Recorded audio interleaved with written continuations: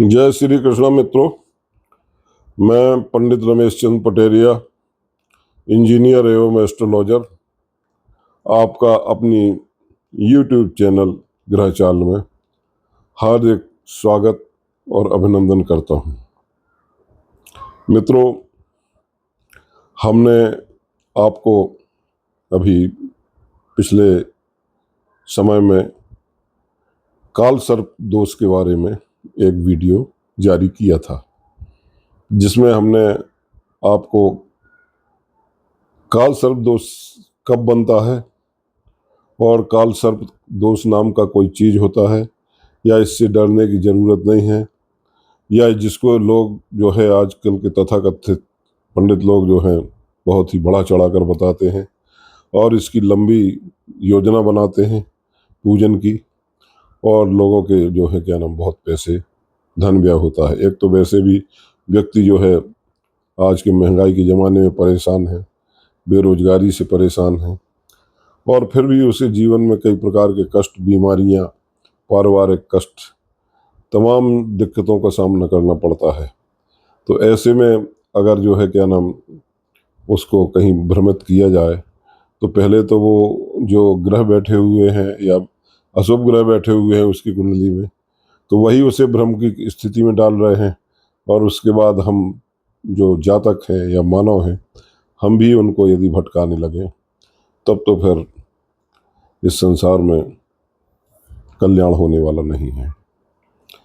तो मित्रों, जो है हमने आपको पिछले वीडियो में काल सर्प दोष कब खंडित होता है, कब भंग होता है, इसके कुछ सिद्धांत और सूत्र जो है बताए थे, जो शास्त्रीय सूत्र थे। लेकिन फिर भी यदि जो है, चूंकि ग्रहों की चाल है और ये मेरा चैनल भी ग्रह चाल है, तो फिर भी यदि लोगों की कुंडली में काल सर्प दोष निर्मित होता है, मतलब हर प्रकार से वो किसी प्रकार से जो सूत्र बताए गए हैं वो सूत्रों से नहीं कट पा रहा है और वो बन गया है, किसी भी की भी कुंडली में बन सकता है, ऐसा भी नहीं है, क्योंकि ग्रह चलते हैं और लोगों के जन्म होते रहते हैं, है ना। तो जो है फिर उसके लिए हम कैसे समझेंगे कि इनका किस भाव में बैठ करके जो है इन ग्रहों के और क्या प्रभाव दे रहे हैं, इसको आज हम जानेंगे। तो मित्रों, चूंकि कुंडली में 12 भाव होते हैं और राहु की तरफ से हम इस काल सर्प दोष को देखते हैं कि राहु अलग अलग भाव में जब बैठेगा, केतु उसके 180 डिग्री पर चलता है सामने की तरफ, तो वो एक अलग हो गया। लेकिन मेन मुख है राहु, राहु का मुख है वो सिर है, तो वो सिर की तरफ से घूमता है, तो वो जिस जिस भाव में जाएगा उस भाव के जो कारक होंगे या उससे संबंधित जो ग्रह होंगे, मतलब उसके जो मालिक ग्रह होंगे या उसमें जो राशियां होंगी, उन राशियों के जो स्वामी होंगी, वो सब उनको प्रभावित करेगा और उनसे संबंधित चीजों को प्रभावित करेगा। तो अब चलिए शुरू करते हैं आज की यात्रा। तो यदि राहु केतु कुंडली के लग्न भाव में, या जिसे प्रथम भाव बोलते हैं, उसमें अगर राहु बैठा है तो निश्चित रूप से केतु जो है सप्तम भाव में बैठेगा, जो दाम्पत्य जीवन का भाव है ना। तो क्या होगा, यानी मैं आपको इसके माध्यम से बताता हूं। ये राहु यहां बैठा हुआ है और केतु यहां बैठा है, बाकी 7 ग्रह जो हैं इन 5 भाव में बैठे हुए हैं। तो ये लग्न में बैठा है, यानी राहु स्वयं है, यानी जातक के ऊपर स्वयं जो है क्या नाम बुरा असर डालेगा। और केतु क्या है, आपका दाम्पत्य जीवन है, आपकी पत्नी है, आपके पार्टनर है, आपका बिजनेस है, उस पर असर डालेगा। तो इस तरह से जो है दाम्पत्य जीवन पर बुरा असर मिलेगा, और इसके अलावा विवाह में कई बाधाएं भी आ सकती हैं जिनके विवाह नहीं हुए हैं। अब यदि राहु दूसरे घर में हो, मतलब राहु आगे 12वें भाव में बैठा हो, या राहु को मान लीजिए हम क्लॉकवाइज चलते हैं, राहु भले ही एंटी क्लॉकवाइज चलेगा, तो राहु मान लीजिए दूसरे भाव में बैठा हो और केतु अष्टम भाव में बैठा हो, तो राहु जब यहाँ बैठेगा तो ग्रह इधर बैठेंगे, क्योंकि राहु, नहीं नहीं सॉरी, राहु यहाँ बैठेगा तो राहु ऐसे चलेगा तो ग्रह इधर की तरफ बैठेंगे। मतलब राहु चलेगा क्लॉकवाइज, तो ग्रह उसको क्लॉकवाइज डायरेक्शन में ही मिलने चाहिए, तभी उसकी पकड़ में आएंगे वो ग्रह। यानी एंटी ग्रह चलते एंटी क्लॉकवाइज है, तो वो इधर से जा रहे हैं, वो आगे आके यहाँ यहाँ यहाँ बैठ गए, और राहु यहाँ से यहाँ खिसक के आ गया, बैठ गया, या 2 नंबर में बैठा है, 2 नंबर से दूसरे भाव से, तो दूसरे भाव, तो ये ग्रह जो होंगे, जैसे मान लीजिए गुरु है तो वो लग्न में बैठे हो सकते हैं, चंद्र जो है 11वें भाव में बैठे हो, 12वें भाव में कोई दूसरा ग्रह बैठा हो, इस तरह से राहु के सामने की तरफ ग्रह बैठे हो। तो दूसरे भाव में और 8वें भाव में यदि ग्रह बैठते हैं, तो दूसरे भाव और 8वें भाव में जो राहु और केतु की एक्सिस है, उसको कुलिक नामक जो है सर्प काल सर्प दोष बनता है उससे। और कुलिक नामक काल सर्प दोष से क्या है कि जातक की प्राइमरी शिक्षा, क्योंकि दूसरा भाव हमारा प्राइमरी शिक्षा का है, और धन और परिवार, क्योंकि कुटुंब का भी भाव है, और हमारी वाणी का भी भाव है, हमारी वाणी भी खराब हो सकती है, तो इस पर जो है क्या ना प्रभाव पड़ेगा निश्चित रूप से। अब यदि राहु मान लीजिए तीसरे घर में है, तो केतु निश्चित रूप से 9वें घर में होगा, यानी आपके भाग्य भाव में बैठा होगा केतु, और राहु पराक्रम भाव में बैठा है।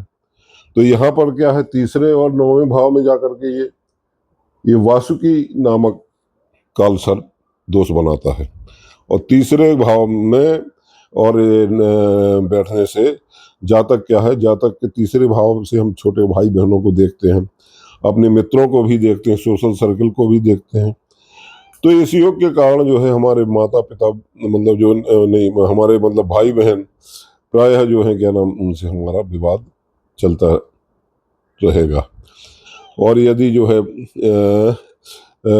जो मित्र वगैरह हैं, उनसे भी जो है हमको सुख नहीं प्राप्त होगा। इसी तरह से यदि अब राहु चौथे घर में बैठा हो, तो केतु 10वें भाव में बैठेगा।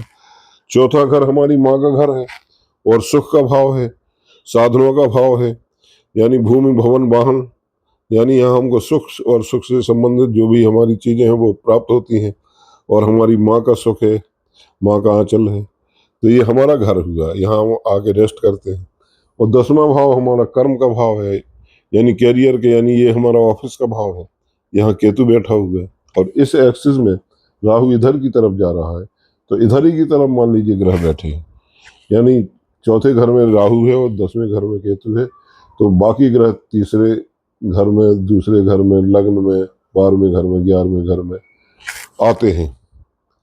तो जो है ये जो है हमने आपको बताया कि ये शंखपाल नाम का काल सर्प दोष बनेगा, और इस दोष के प्रभाव से क्या होगा कि हमारे माता पिता की सुख में कमी आएगी, सास ससुर के सुख में कमी आएगी, मिलेगी हमको, और जातक हमेशा दुखी बना रहेगा, उसको सुख साधन नहीं मिल पाएंगे, तो चिड़चिड़े स्वभाव का भी बन जाता है।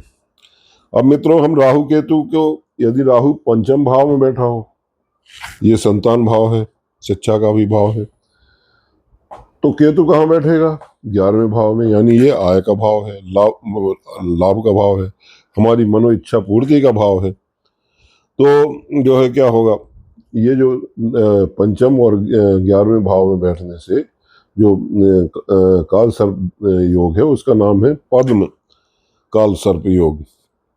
तो ये पद्म काल सर्प योग से क्या होगा कि जातक की शिक्षा, संतान उत्पन्न होने में दिक्कत, संतान सुख में कमी, और जो है क्या नाम, चूंकि 5वें घर से प्रेम विवाह भी देखा जाता है, तो अगर मान लीजिए किसी का रिलेशन में है, तो उसके विवाह में भी दिक्कतें बाधाएं आएंगी, और इसके अलावा जो है स्वास्थ्य में भी कमी होगी, व्यापार में भी जो है कमी परिलक्षित होगी, और जो है आपको आय भी आपकी उतनी नहीं होगी, आय में भी आपको हानि नजर आएगी।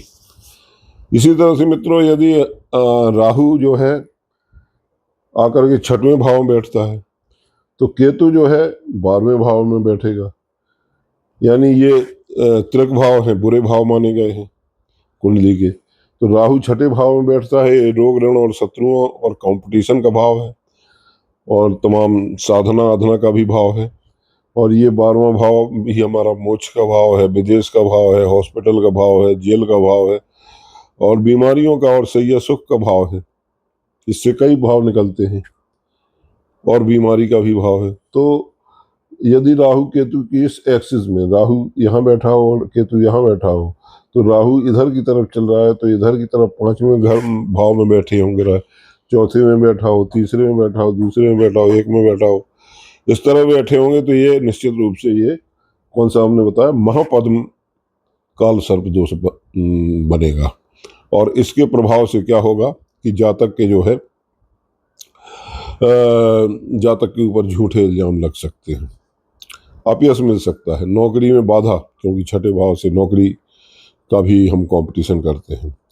और इसके अलावा बॉस से संबंध खराब, और बाकी स्वास्थ्य में गड़बड़ी, इसके अलावा अधिक व्यय होगा, और जो है आपको आपकी आय में भी कमी दर्शाता है ये वाला काल सर्प दोष। अब यदि राहु जो है 7वें भाव में बैठता है, तो केतु लग्न में बैठा होगा, और राहु चूंकि इधर की तरफ चल रहा है, तो फिर जो ग्रह बैठेंगे वो 6ठे भाव में बैठेंगे, 5वें भाव में बैठेंगे, चौथे भाव में, तीसरे दूसरे में। तो ये जो काल सर्प दोष बनेगा, इसको तक्षक नाम का काल सर्प दोष कहते हैं, इसका नाम है। तो इस जो है दोष में क्या होगा कि व्यक्ति को जो है, व्यक्ति का जो जीवन है वो नरक के समान हो जाएगा, क्योंकि राहु पत्नी के भाव में बैठा है, पति है पत्नी के। तो भाग्योदय में भी रुकावट होगी, और इसके अलावा ऑपरेशन वगैरह भी हो सकते हैं, और मित्रों का जो है क्या नाम साथ नहीं मिलेगा, और धन का नाश कराएगा ये। इस तरह से ये 6ठे घर का राहु, ये 6ठे घर की और राहु केतु की एक्सिस 6ठे और प्रथम भाव की बहुत ये जरूर बड़ी खराब है। हाँ, अब ये बात और है कि कुछ अगर शुभ ग्रह देख रहे हो, या शुभ ग्रहों की दृष्टि या योग भंग हो रहा हो, या दूसरे कुछ अच्छे केंद्र में, मान लीजिए इस तरफ घर है तो पंचम भाव त्रिकोण का है, चौथा भाव है, इनमें अगर ग्रह बैठ करके कुछ योग बना रहे हो तो इस प्रभाव को कम हो जाए, वरना ये प्रभाव जो है ज़्यादा खतरनाक है। अब यदि राहु जो है क्या नाम 8वें घर में बैठता है, और जो है केतु कहाँ बैठेगा, केतु जो है फिर दूसरे घर में बैठेगा, राहु यहाँ बैठेगा तो केतु यहाँ बैठेगा, जस्ट 180 डिग्री पे। ये 8वां भाव है, ये दूसरा भाव। 8वां भाव भी बुरा भाव माना गया है, त्रिक भाव माना गया है। ये क्या है, मृत्यु का भाव है, आयु का भी भाव है, तंत्र मंत्र का भाव है, और ये बहुत सी इस तरह की, ये चूंकि अंधेरा भाव है, पाताल लोक का भाव है ये। तो इसमें जो है क्या है, इसमें भी जो है जातक को जीवन में, और इस जो ये सब दोष काल सर्प दोष है, उसको कर्कोटक नाम दिया गया है। तो कर्कोटक नाम का काल सर्प दोष ये कुंडली में माना जाएगा, जिनकी कुंडली में राहु 8वें भाव में और केतु 2य भाव में बैठा है, और उनके बीच ग्रह बैठे हुए हैं।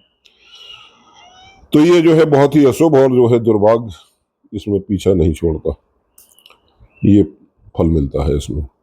अब यदि राहु जो है क्या नाम आपका 9वें भाव में है, यानी भाग्य भाव में है, तो केतु कहाँ होगा, 3रे भाव में। अब राहु केतु की ये जो 9वीं और 3री जो स्थिति है, उसमें शंखनाद नामक जो है काल सर्प दोष बनता है। ये योग दुर्भाग्य और जातक में जो है नास्तिकता लाता है, क्योंकि ये धर्म का भाव है, यहाँ राहु बैठ गया, और ये भाग्य भाव भी है, तो यहाँ दुर्भाग्य ला दिया इसने। और नास्तिक बना देगा लोगों को। पिता से भी संबंध खराब होंगे। इसके अलावा जो है क्या नाम तमाम दिक्कतें जो है होंगी आपको। इस गुरुओं से भी आप धर्म को नहीं मानेंगे, आप अधर्मी हो जाएंगे, इस तरह से नास्तिक हो जाएंगे। तो ये दोष भी, ये मतलब ये 9वें घर का में यदि राहु बैठा है तो ये त्रिकोण का भाव है, चूंकि शुभ भाव माना गया है ये बहुत ही, और इसमें बैठ करके ये मेलाफाइड ग्रह खराब कर रहा है कुंडली को। और मित्रों, अब यदि अगर देखा जाए कि अगले भाव में, यानी अगला भाव होगा दसम भाव, दसम भाव में राहु बैठा हो तो केतु बैठेगा चौथे भाव में और राहु यहां बैठेगा, तो राहु उल्टा चल रहा, मतलब इधर की तरफ ग्रह आएंगे।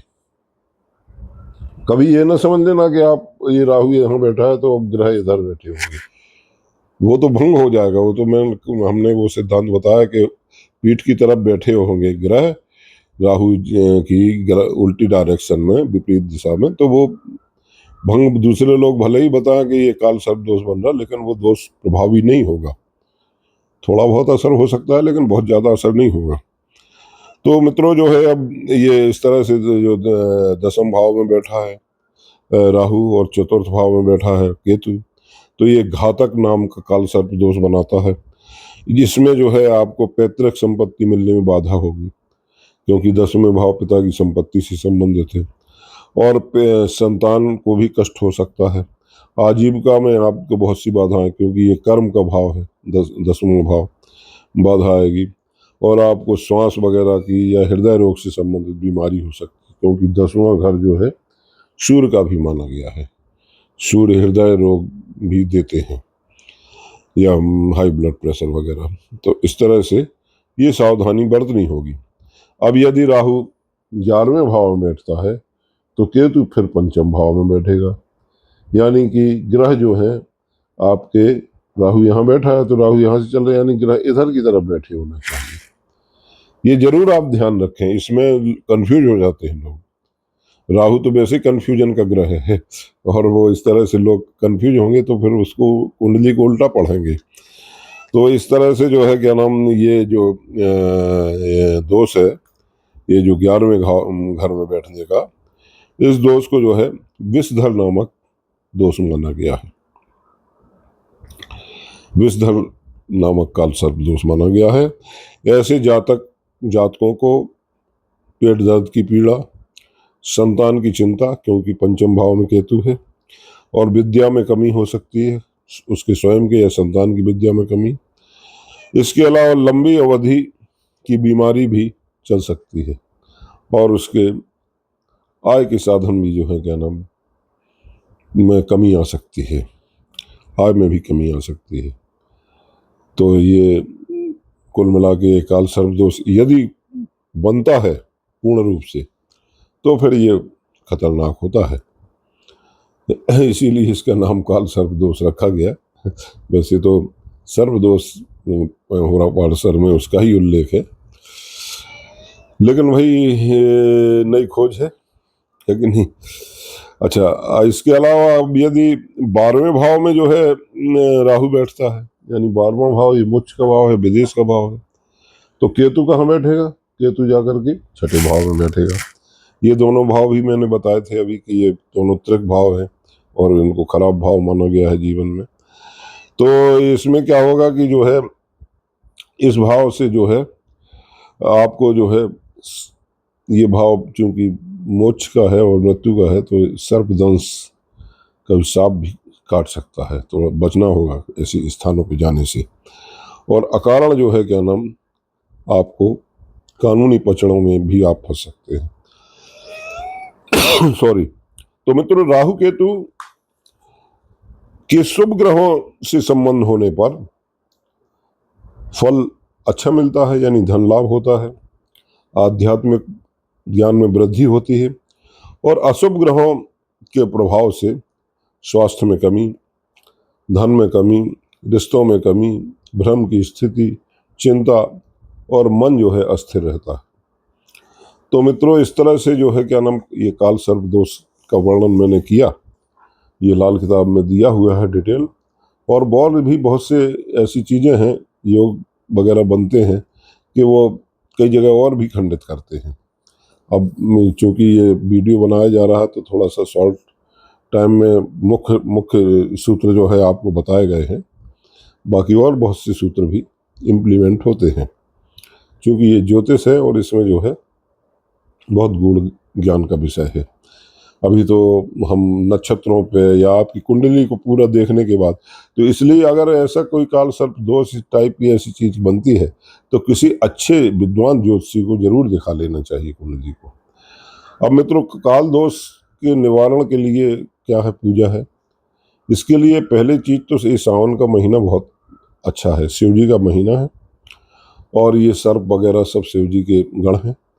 तो किसी भी सोमवार के दिन आप, यह नाग पंचमी आ रही है 28 से 29 जुलाई को, वो बहुत शुभ दिन होगा। उस दिन यदि आपकी कुंडली में या आपके किसी जानकार या मित्र या परिवार के सदस्य की कुंडली में वास्तव में यदि काल सर्प दोष है और इसके लक्षण भी नजर आ रहे हैं उसके जीवन में, ये काल सर्प दोष जो है ज्यादातर 47 ईयर्स की एज तक, 47 साल की उम्र तक रहता है, उसके बाद चला जाता है। किसी किसी को है शायद जीवन भर रहता हो, लेकिन ज़्यादातर फिर इसका असर नहीं होता है।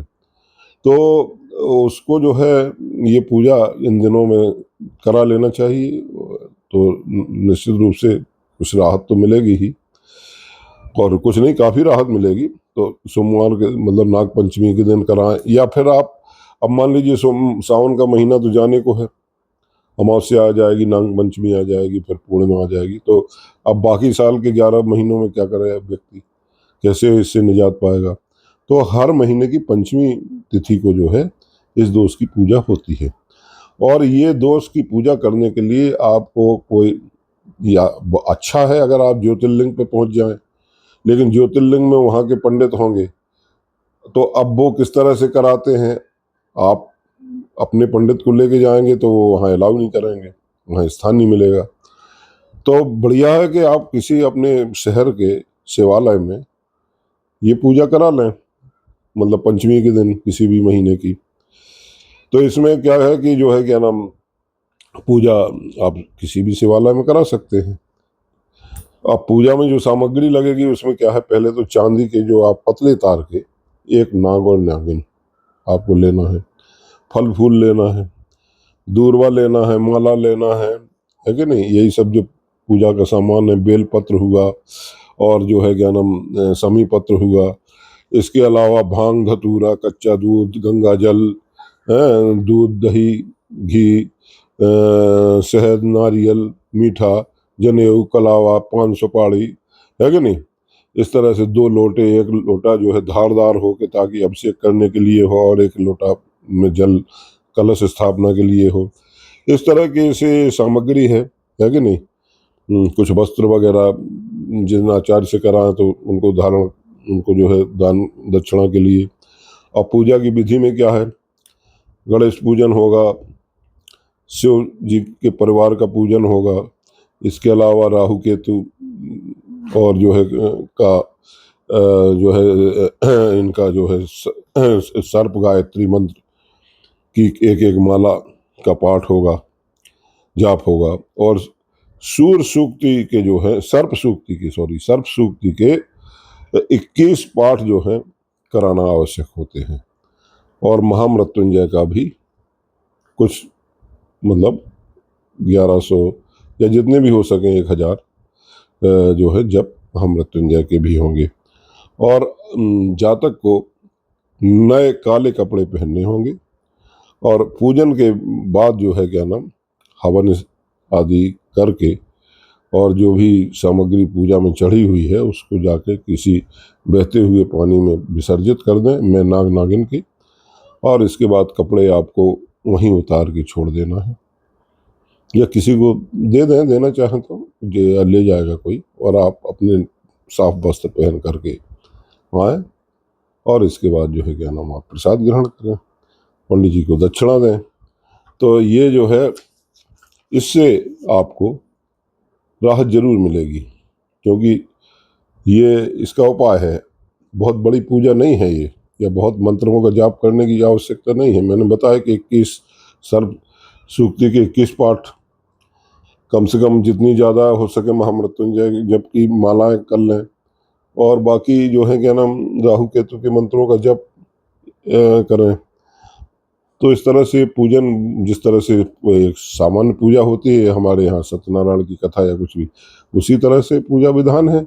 बस इसमें शिव जी का अभिषेक जरूर करना है ना। तो वो चूंकि आप वो संस्कृत के मंत्र जानते नहीं हैं, तो आप वो अभिषेक आप स्वयं कर नहीं पाएंगे, वरना मैं आपको सजेस्ट कर देता कि अगर आप कर सकते हैं तो स्वयं कर लें, तो और अच्छा है। आपके बहुत से खर्च, कम से कम खर्चा बचेगा।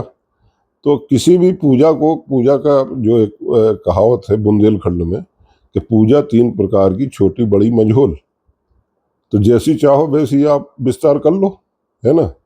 और अब मन से करेंगे तो लाभ जरूर होगा, विश्वास से करेंगे तो लाभ जरूर होगा। तो मित्रों, आज जो है इतना ही। अब आगे किसी और विषय पर चर्चा करेंगे। और तो आप अगर मेरी ये आपको वीडियो पसंद आया हो तो इसको सब्सक्राइब, शेयर और जो है लाइक जरूर करें। और अगर कोई विश्लेषण कुंडली का कराना हो तो मेरे व्हाट्सएप नंबर पर जो इसमें फ्लैश होता रहता है, आप संपर्क कर सकते हैं। तो आज इतना ही मित्रों। जय श्री राम, नमस्कार।